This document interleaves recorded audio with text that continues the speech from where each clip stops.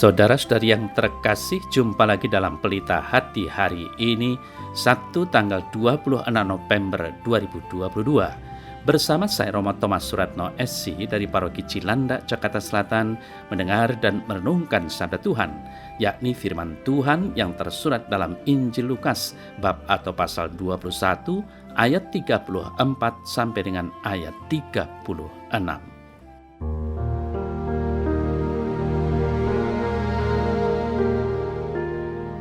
Pada waktu itu Yesus berkata kepada murid-muridnya, "Jagalah dirimu supaya hatimu jangan syarat oleh pesta pora dan kemabukan serta kepentingan-kepentingan duniawi, dan supaya hari Tuhan jangan dengan tiba-tiba jatuh ke atas dirimu seperti suatu jerat.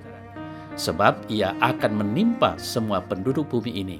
Berjaga-jagalah senantiasa sambil berdoa, supaya kamu beroleh kekuatan untuk luput dari semua yang akan terjadi itu, dan supaya kamu tahan berdiri di hadapan Anak Manusia."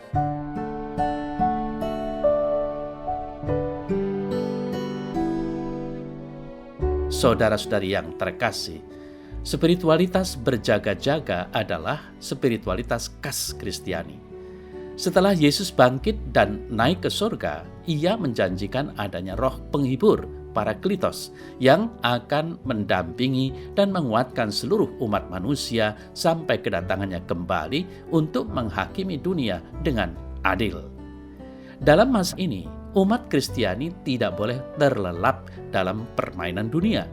Mereka harus menghayati iman dengan aktif dan berjaga-jaga, sebab hari Tuhan akan datang secara tiba-tiba seperti pencuri di malam hari.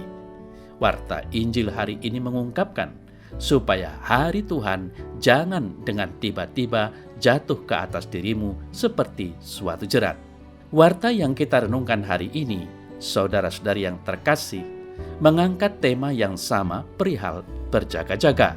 Namun, Lukas sebagai penginjil doa menambahkan pentingnya kekuatan doa yang berkanjang dalam spiritualitas berjaga-jaga orang Kristen. Dengan berdoa, umat Kristiani tidak mengandalkan kekuatannya sendiri dalam penantian akan datangnya hari Tuhan, melainkan terus memohon perlindungan dan penyertaan Roh Kudus agar pelita iman tetap bernyala dan pinggang kesadaran tetap terikat. Saudara-saudari yang terkasih, Tuhan Yesus dengan tegas menasihatkan kepada para jemaat Kristiani untuk menjaga diri dari beban pesta pora dan kemabukan serta kekhawatiran hidup sehari-hari. Kata dibebani yang dimaksudkan oleh penginjil Lukas di sini berkaitan dengan beban yang memberatkan diri setelah seorang makan kenyang dan mabuk dalam pesta pora, yakni tertidur.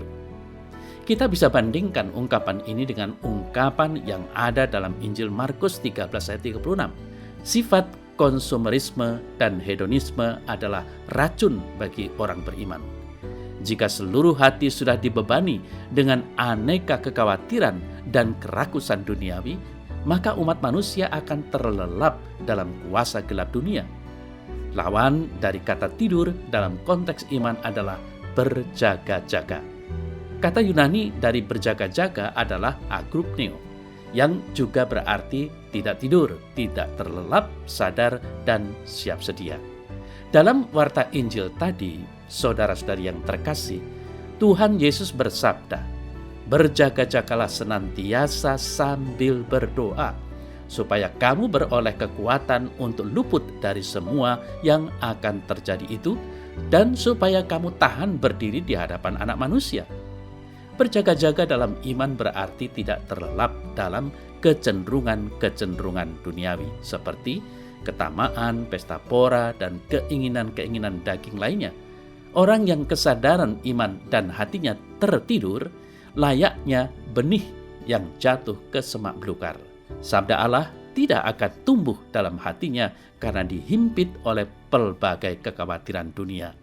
Saudara-saudari yang terkasih, kekuatan untuk bertahan dalam penantian yang penuh iman, harapan, dan kasih orang-orang beriman di dunia adalah doa yang berkanjang. Doa bukan saja sajian kata-kata untuk merayu Tuhan. Doa sejati sekaligus memberi kekuatan untuk terluput dari pelbagai godaan duniawi dan mengarahkan seluruh hidup orang beriman agar sanggup bertahan sebagai pemenang yang teguh berdiri di hadapan anak manusia pada hari penghakiman kelak. Melalui warta Injil hari ini, saudara-saudari yang terkasih, kesadaran kita diterangi untuk tidak tertidur pulas dalam pelbagai bentuk godaan duniawi dan teguh bertahan dalam doa dan kasih sebagai bentuk spirit berjaga-jaga dalam iman. Ingat, tekun berdoa bukan berarti mengunci diri dalam kamar untuk memohonkan aneka permintaan untuk kepentingan diri sendiri dan lupa untuk menyapa dan berbagi kasih dengan sesama. Doa yang baik dan benar selalu berbuah dalam tindakan kasih. Sebab dalam kekristenan, perbuatan kasih adalah doa yang hidup.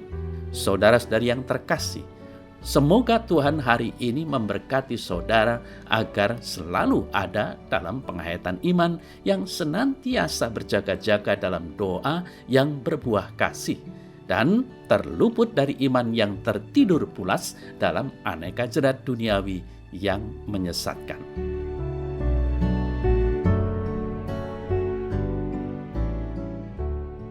Dalam nama Bapa dan Putra dan Roh Kudus. Amin. Ya Tuhan Allah, tuntunlah aku supaya bijaksana dalam mengatur hidup dengan berjaga-jaga dan berdoa.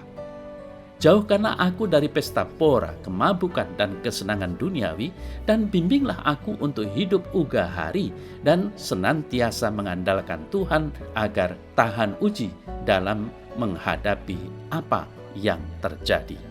Amin. Semoga Allah yang Maha Kuasa memberkati saudara dalam nama Bapa dan Putra dan Roh Kudus. Amin.